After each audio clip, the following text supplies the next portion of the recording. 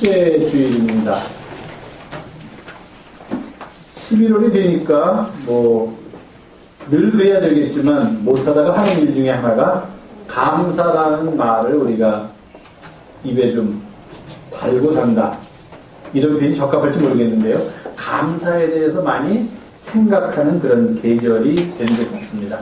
감사가 선포되는 설교 말씀은 물론이고 라디오를 운전하면서 라디오를 들어도 거기서 하는 사람들의 말이 이제는 좀 감사를 생각해야 될 계절입니다 하는 말들이 많이 나오는 그런 때가 된 것 같습니다. 아마도 이 때쯤이 된다면 많은 사람들이 결실을 경험했기 때문에 그 결실로 인하여서 우리의 마음속에 잊고 있던, 당연히 간직해야 하지만 잊고 있던 감사라는 말이 새록새록 떠오르고 있는 것 같습니다. 혹시 학교 다닐 때 역사라는 과목을 좋아하시는 분이 계신지 모르겠어요. 그럴 때 저도 국사를 배울 때 지금도 기억이 나는데 초기 부족국가 시대를 배우면서 그때 시험에 나올 거라고 생각해서 외웠던 것 중에 하나가 각 부족국가들이 행했던 제천 행사입니다. 예를 들면 부여에서는 영고라는 이름으로 몇 월 달에 제천 행사를 행했고 고구려에서는 동맹이라는 이름으로 또 몇 월 달에 했다. 그래서 그걸 다 부족 국가별로 외워야 되고 어느 때 했는지를 외워야 했던 그런 기억이 납니다.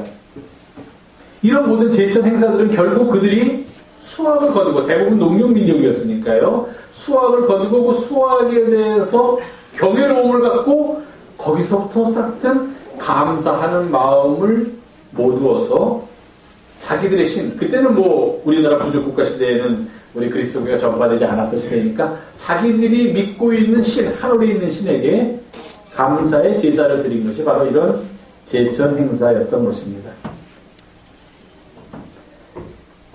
우리가 보통 세는 추수감사절도 미국에서 세는 추수감사절을 많이 인용을 해서 저희가 세게 되는데 저희도 아직은 그렇게 세고 있어서 11월 셋째 주일을 추수감사주일로 세고 있긴 하지만요. 미국 사람들이 아메리카 대륙에 처음으로 들어가서 추수감사절을 시작했던 가장 큰 동기는 한 겨울을 넘기고 다음 겨울이 다가오고 있는데 이 겨울을 어떻게 넘길까가 이들의 가장 큰 지상 과제였습니다. 가장 어려운 문제였습니다. 가을이 됐는데 이들은 농사를 짓지 않았기 때문에 땅이 없으니까 먹을 것도 없고 아무것도 가진 게 없었을 때 당시 그곳에 살고 있던, 지금은 네이티브 인디안이라고 말하는 아메리칸 네이티브스, 우리가 보통 인디안이라고 말하는 그 사람들입니다. 콜럼버스가 인도로 가다가 잘못해서 북아메리카 대륙으로 들어갔는데도 불구하고 그는 거기가 인도인 줄 알았습니다. 그래서 거기에 살고 있는 사람들 인도 사람을 해서 인디안이라고 불렀기 때문에 아직도 우리는 그 미국 땅에서 원래 살고 있던 사람을 인디안이라고 부르는 그런 습관이 있지만 그 사람들은 그냥 아메리카 대륙에 원래 살고 있던 원주민들입니다. 그 사람들이 보니까 자기들하고 생명새도 다르고 코쿠 이런 사람들이 와서 한쪽에서 살고 있는데 살아도 놔뒀습니다. 원래 살고 있던 아메리칸 네이티브스 놔뒀어요. 서양 사람들이 살고 있는데 다른 사람이 들어가면 내쫓지만 그들은 놔뒀습니다.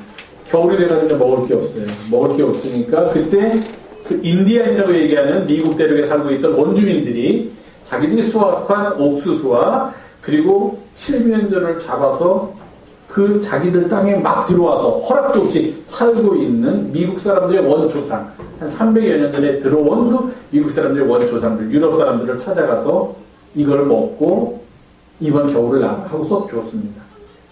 그것을 받아든 그들이 얼마나 감사했는지 모릅니다. 그때는. 나중에는 못되져가지고 그들 다 내쫓고 죽이고 미국 땅을 지금 다 차지했지만 어쨌든 처음에는 감사했습니다. 거기서부터 시작된 게 추수감사절입니다. 이렇듯 열매 맺는다는 것, 수확을 얻는다는 것, 결실을 얻는다는 것은 사람들을 일단 겸손하게 만듭니다. 얼마나 신기로운 일입니까? 내가 뿌린 씨에서 싹이 나는 것도 신기한데 그것이 자라서 나중에 열매를 맺게 되고 그 열매를 통해서 우리의 생명이 유지된다는 사실은 이것은 정말로 놀라운 생명의 은총을 느끼지 않을 수 없는 그런 사건이다 하는 겁니다. 그래서 우리를 그런 열매 앞에서 겸손하게 만듭니다. 내 손으로는 내 힘으로는 이거 하나 만들 수 없는데 이게 어떻게 이렇게 자라서 내 생명을 유지시킬 수 있는 열매를 맺게 해주나. 그리고 이런 것들이 나의 힘이 아닌 어떤 놀라운 힘에 의해서 이루어졌다라는 이런 것들을 가능하게 하고 우리의 능력을 뛰어넘는 어떤 존재를 생각하지 않을 수 없다는 것입니다. 우리는 하나님이 그분이라고 고백을 하면서 함께 모여 있습니다.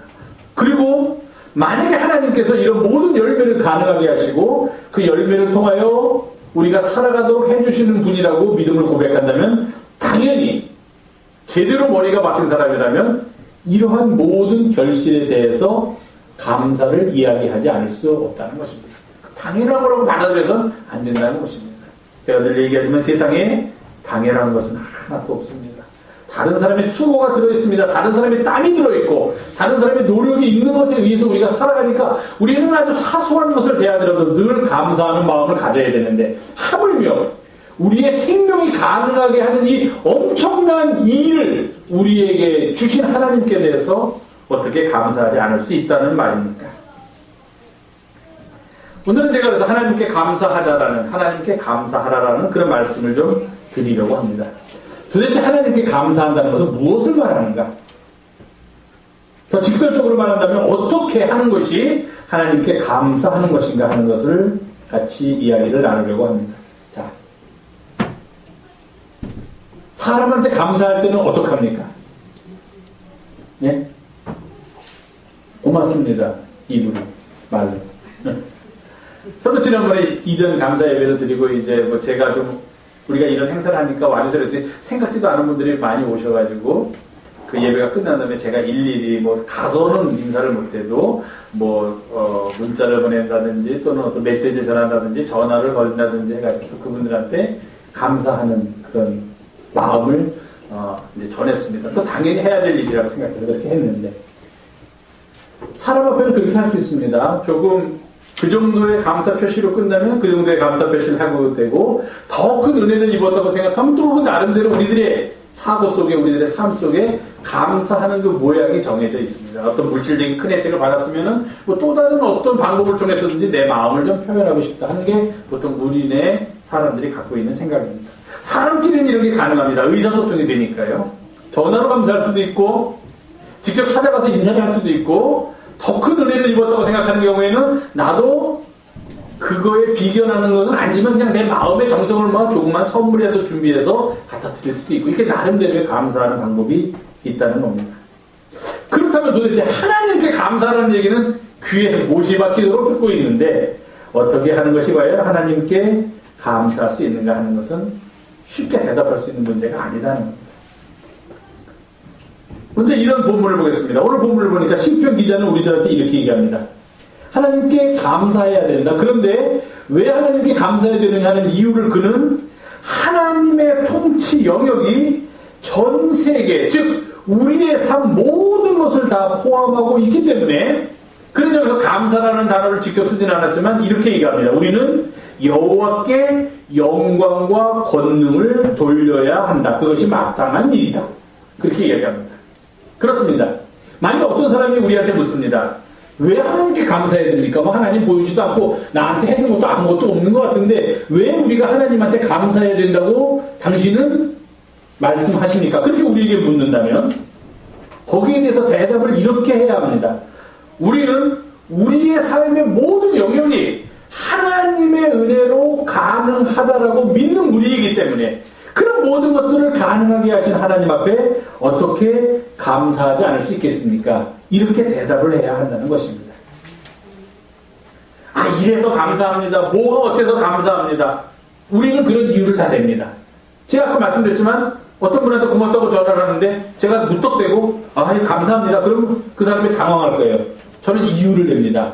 어제 드렸던 우리 이전 예배에 바쁘신데도 그렇게 와주셔서 함께 축하해 주시고 우리 교회를 위해서 기도해 주셔서 감사합니다. 뭐뭐 해서 감사합니다라고 우리도 늘 이야기합니다. 그럼 상대방도 이 사람이 왜 나한테 감사하는지를 압니다. 별 말씀을요. 제가 오히려 가서 은혜를 받았습니다. 참 좋은 교회더군요. 그렇게 대답을 하면서 감사의 이야기가 오고 갑니다. 하나님께는 그냥 우리가 살아가는 것 자체 그것으로서 우리는 감사해야 된다는 것입니다. 사람들하고 감사하듯이 무엇 조목조목 항목을 매겨서 리스트를 써가지고 1번 이것 때문에 감사, 2번 이것 때문에 그렇게 하는 것도 가능하지만 또 그렇게 할 수도 있지만 더 중요한 것은 그냥 우리의 삶 자체가 감사할 이유가 된다라고 우리는 믿음으로 고백하고 있기 때문에 하나님께 감사할 수밖에 없다는 것입니다. 하나님께 대한 감사에는 무엇 때문에라는 말을 붙일 수도 있지만 이왕이면 붙이지 않고 감사하는 것이 훨씬 더 좋다 하는 겁니다. 그러면 만약에 무엇 때문에라는 말을 붙이고 감사한다면 무엇 때문에라는 말이 없으면 감사 안 하겠다는 얘기입니까? 아니죠. 무엇 때문에라는 말이 없더라도 아무리 머리를 짜고 감사할 구실을 해도 감사할 게 없는 것 같다고 하더라도 우리는 감사합니다. 왜? 내 삶 자체가 하나님의 은혜라고 고백을 하기 때문입니다.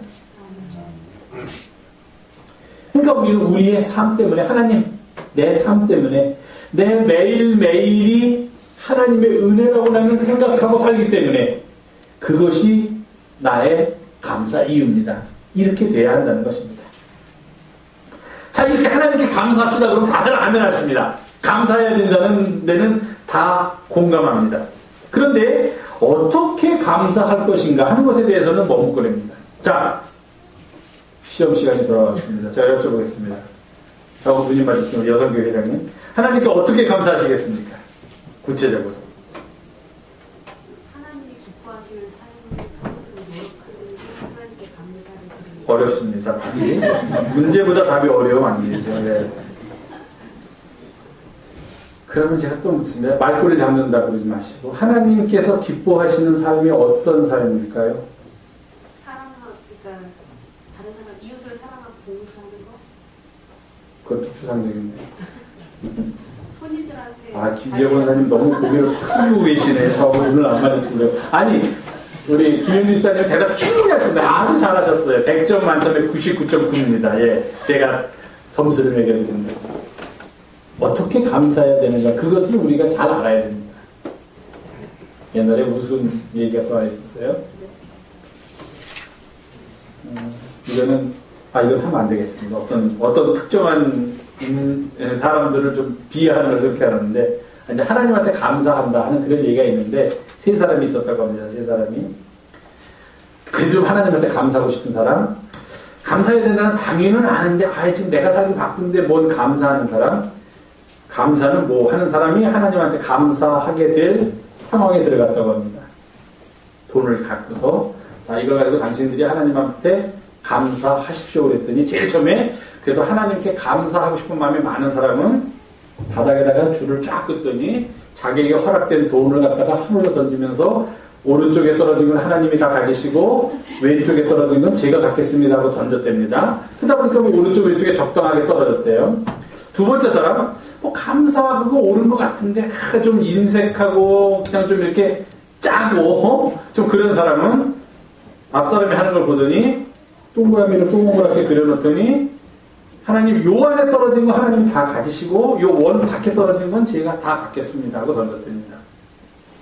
두 사람이 그러고 난 다음에 이제 마지막 사람이 참 어리석은 짓을 하고 있구만. 하나님이 어디 계신 줄 아나? 당신들은 어디 계신 줄 아나?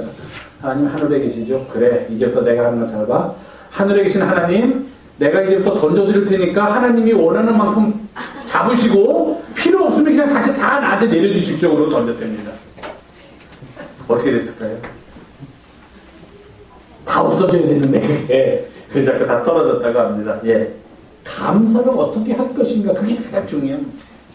감사의 단위는 다 우리가 공감하는데 감사할 때 제일 좋은 것은 여러분이 저한테 감사할 일이 있으면 저한테 무엇으로 감사하시겠습니까? 만약에 있다면 한 번도 없지만 목사님이 해준 게 있어요. 뭘 감사까지 받으려고 하는 마음이 있다는 거 다 알지만 그걸 초월해서 만약에 목사님한테 내가 감사할 일이 생기면은 지금부터 두세요. 뭐 2년 뒤에 생길지 5년 뒤에 생길지는 모르지만 뭘 하시겠습니까? 뭘 선물하냐고 아까부터 그 선물을 뭘 할 거냐고 물어보는 거예요 지금. 턱하신 분 손 들어보십시오. 제 과거를 드러나게 자꾸 말씀하는 거고, 예. 떡을 해주시면은 저는 좋아하지만 저희 가족들이 별로 안 좋아합니다. 거기 제가 너무 깊이 들어가니까 깊이 인볼브 되니까 떡에 그렇습니다. 왜 떡이라고 대답하셨을까요? 우리 목사님은 떡을 좋아하신다는 이야기를 알고 있기 때문입니다. 감사할 때 우리가 제일 좋은 선물은 그 감사를 받는 사람이 제일 좋아하는 것 주는 게 제일이에요. 그래서 선물하기가 힘든 거예요. 야, 이 사람이 제일 좋아하는 게 뭘까? 그걸 찾기가 어려운 거예요. 그러니까 우리가 하나님한테 감사한다고 할 때 하나님이 제일 좋아하시는 것으로 감사를 하면 됩니다. 그걸 찾아내면 돼요. 그럼 하나님이 제일 좋아하시고 우리도 제일 마음에 드는 감사를 할 수 있다는 겁니다. 하나님께서 제일 좋아하시는 것은 무엇인가? 오늘 성경 본문에 보니까 아름답고 거룩한 것으로 여호와께 예배할지어다. 그렇게 얘기합니다. 예물을 들고 그의 궁정에 들어갈지어다. 여호와의 이름에 합당한 영광을 그에게 돌릴지어다. 그렇습니다. 하나님께서 가장 기뻐하시는 것, 하나님께서 가장 좋아하시는 것은 뭐냐면 바로 우리들의 예배입니다. 하나님께 대한 최고의 감사는 우리가 온 정성을 다 모두 하나님께 예배하는 것, 그것입니다.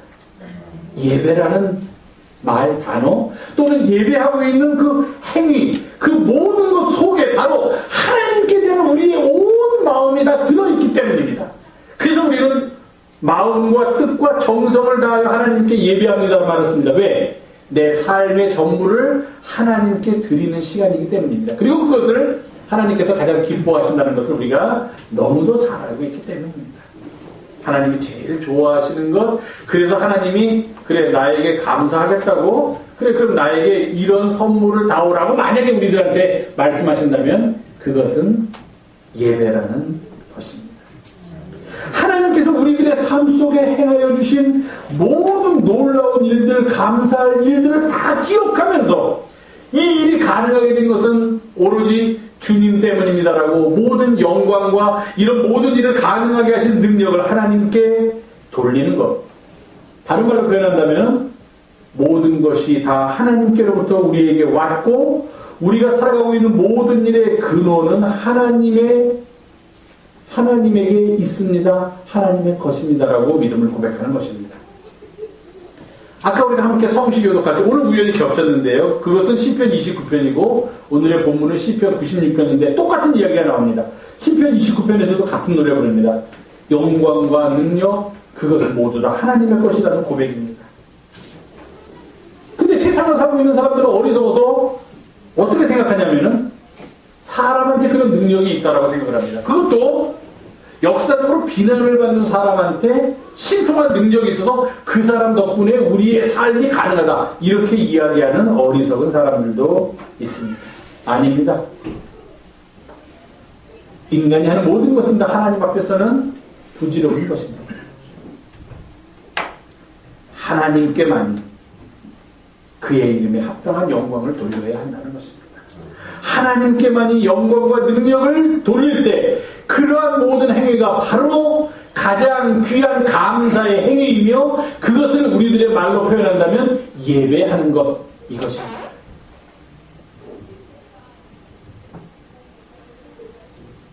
하나님의 이름을 망령되이 일컫는 일을 해서는 안 된다는 것입니다.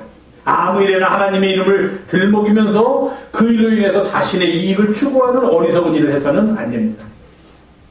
하나님의 이름은 오직 그가 행하신 놀라운 일, 그 일을 찬양하며 하나님께 합당한 영광을 돌려드리는 것.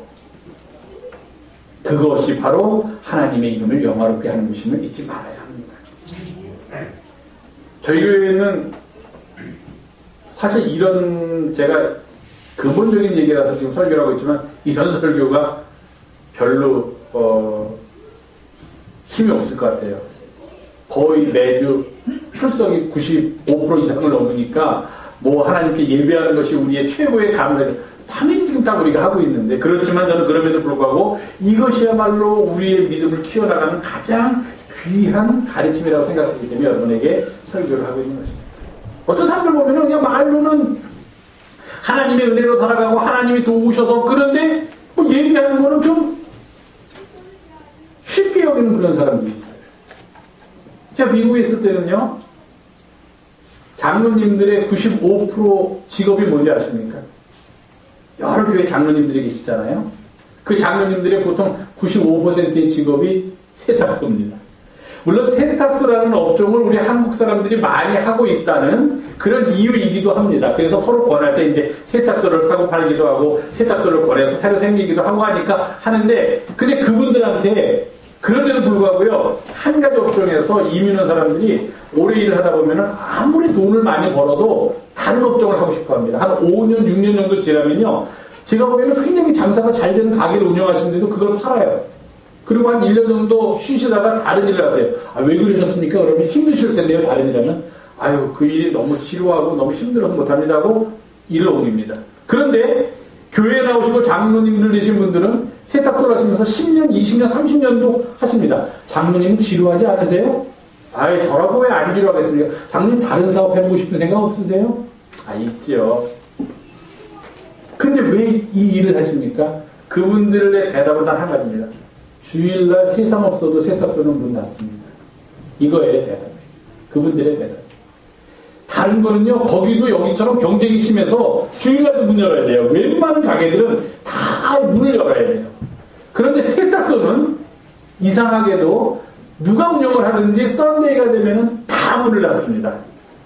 아무리 급한 사람도 썬데이에 와서 내 옷 왜 지금 안 주냐고 불평하거나 뭐 소비자 고발센터에 고발하는 사람 아무도 없어요.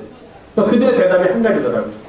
주일날 문을 닫을 수 있으니까 목사님 그냥 세탁소 지루해도 돈 조금 덜 벌어도 오래 했어도 그냥 제가 주님 앞에 가는 날까지 이 사업하다가 끝내렵니다. 그렇게 대답하시는 분이 참 많아요.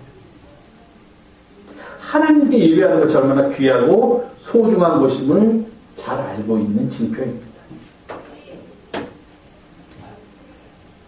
하나님께 감사한다는 것은 결국 우리에게 허락하신 모든 것에 대해서 하나님께 드리는 행위인데 하나님께서 가장 좋아하시고 기뻐하시는 것 얘기해 드리겠습니다. 하나님이 제일 좋아하시는 것이 뭔지 아세요? 제일 좋아하는 것. 예배를 드리는데 예배 드릴 때 뭔가 가지고 나와야 된다. 여기 보면 계속 그렇게 나와요. 성경에. 예물을 들고 나와야 된다. 아름답고 거룩한 것으로 여호와께 예배해야 된다. 이렇게 된다. 우리들이 하나님 앞에 드릴 수 있는 가장 소중한 것, 가장 아름답고 가장 귀한 것. 그게 뭡니까? 예? 모르세요? 다 아시는데 그게 뭐냐면요 우리의 마음, 속마음. 세상에서 제일 다루기 어려운 게 LMS에는 만물 중에서 가장 거짓되고 부패하기 쉬운 게 사람의 마음이라고 했습니다. 마음을 다스리는 자는 온 세상을 다스릴 수 있다고 했습니다. 내 마음을 주님께 드리는 그게 제일 중요해요. 설교를 마치고 내려갈 때 목사님한테 목사님 설교 잘 들었습니다라고 인사하는 사람들이 있습니다. 목사가 아무리 설교를 잘해도 예수님이 와서 설교를 해도 내 마음이 그것을 받아들이지 않으면 절대로 은혜가 되지 않아요. 목사가 아무리 설교를 못하고 헤매고 엉뚱한 데 갔다 와도 내 마음이 그 설교를 듣겠다 하고 열려져 있으면 무슨 얘기를 해도 다 은혜스러워요. 너무 알고 있는 얘기, 너무 당연한 얘기를 해도 아멘이라고 은혜스러워지는 거예요. 막 싸우고 어떤 사람을 미워하는 마음을 갖고 예배당에 나오잖아요. 그날 그 사람이 그런 일을 했는지도 모르고 목사님이 용서라는 설교를 하면요 그 사람한테는 그날 주일 예배는 꽝입니다. 아무리 용서라는 설교를 해도 내 마음에 미움과 상처를 안고 들어오면은요 그 이야기 절대로 안 들려요. 아멘 안 나와요. 그럼 무슨 설교를 들었는지 그냥 예배 어떻게 참석했는지 뭐예요. 내 마음이 제일 중요해요. 설교에 은혜 받는 거는 설교 듣는 이의 마음에 달려있다. 이건 모두 다 공감하는 이야기입니다. 하나님이 기뻐하시는 우리가 예배 드릴 때 가지고 나와야 되는 마음, 그것이 하나님이 제일 기뻐하시는 거예요. 상해도 좋아요. 깨져 있어도 좋아요. 그 안에 좀 욕심이 들어있어도 문제없습니다.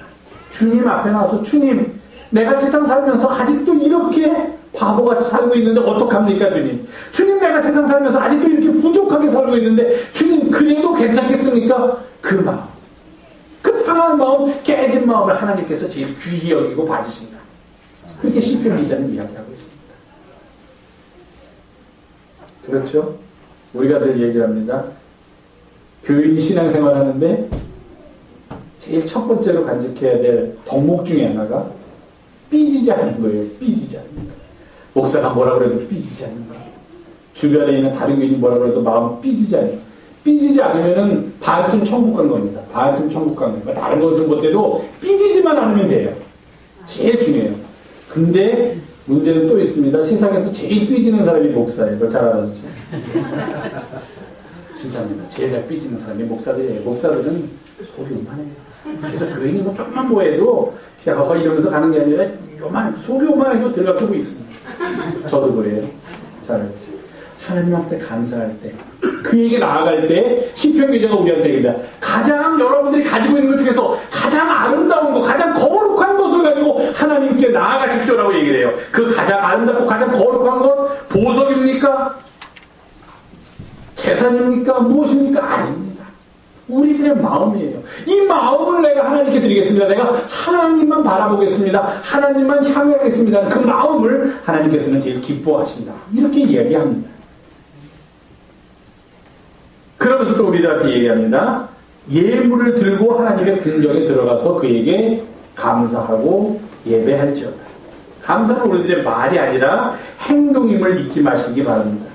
우리가 하나님한테 예물을 드리는 게 마치 어떤 사람들처럼 내가 이렇게 드리니까 하나님이 나한테 돌려주시겠지 해서 드리는 거 절대로 아닙니다. 아니면 세상 사람들이 비난하는 것처럼 무슨 교회 가면은 맨날 돈 얘기만 해. 저 목사도 돈 얘기하네. 그런 의미에서 예물을 드리는 것이 아닙니다. 예물은 우리들의 가장 귀한 감사의 표시입니다. 왜 사람들이 교회에서 돈 얘기하냐고 비난하는지 아세요? 돈이 제일 중요하다고 생각하는 사람들이 그렇게 비난합니다. 왜 내 중요한 걸 내라 그래? 그러니까 나는 교회에 못 나가겠다 하는 겁니다. 나한테 제일 중요한 거. 나 다른 사람한테 좀 더 뺏기기 싫은 거를 왜 거저달라고 그러는 거지? 그러니까 왜 교회에서 돈 얘기를 해? 이렇게 얘기합니다. 하나님한테 드리는 건 그런 차원의 거 아니에요. 돌려받으려고 이만큼 드렸으니까 돌려받으려는 거 아닙니다. 뭐 어떤 무슨 교회가 무슨 치장을 하려고 뭘 하려고 우리가 하나님한테 예물을 드립시다 하는 거 절대로 아니에요. 그것은 우리의 감사의 마음입니다. 우리들한테 얘기하십니다. 아름답고 가장 거룩하고 가장 귀한 것을 하나님께 드리려고 한다면 너는 무엇을 드리겠는가? 그렇게 묻고 있습니다. 어떤 사람들은 자신을 위해서는 아깝지 않겠으면서 하나님 앞에서는 인색해지는 사람이 있어요. 하나님은 그렇게 없으신 분이 아닙니다. 왜? 온 세상 만물이 다 하나님의 것이기 때문입니다. 그런데도 우리는 감사해야 합니다. 왜? 우리의 삶이 하나님께로부터 왔다고 고백하기 때문입니다. 하나님께 예배하는 것은 우리의 감사입니다. 그리고 우리는 가장 아름답고 가장 거룩한 것으로 하나님을 예배해야만 합니다. 가장 귀한 것으로 가장 정성을 다해 최고의 하나님께 최고의 것을 드리는 예배, 그것이야말로 우리가 하나님께 드릴 수 있는 최선의 감사임을 잊지 말아야만 하는 것입니다. 그렇기 때문에 우리가 살아가는 동안에 가장 아름다운 시간이 언제입니까? 가장 아름다운 시간이 언제예요? 결혼식 하는 시간? 뭐 그때도 아름다운 시간입니다. 근데 그 일생에 한 번밖에 없습니다. 세상에서 가장 우리들의 삶 속에 아름다운 시간, 가장 거룩한 시간은 바로 하나님께 예배하는 시간입니다. 그런 믿음을 가지고 우리가 날마다 살아갈 때 우리는 감사하면서 살아가는 삶의 모습을 회복할 수 있게 됩니다. 하나님께 감사하십시오. 하나님께 하는 감사는 우리의 예배로부터 시작됩니다. 그리고 예배 가운데 우리는 우리에게 주신 가장 아름답고 가장 거룩한 것을 하나님 앞에 드립니다. 이렇게 예배하면서 이렇게 감사할 때 그때 우리 안에 주님께서 함께 하심을 우리는 느끼게 됩니다. 하나님의 영광과 능력 앞에 무릎을 꿇고 그래서 주님과 함께 인생의 길을 걷는 기쁨을 누리게 됩니다. 그럴 때 주님의 사랑이 우리를 감싸고 우리는 그 사랑에 잇대어 새로운 삶의 희망을 갖고 또 앞을 향해 나아가게 됩니다. 이런 은혜가 함께하는 이번 11월 감사의 계절이 되시기를 주님의 이름으로 부탁을 드립니다. 기도하겠습니다.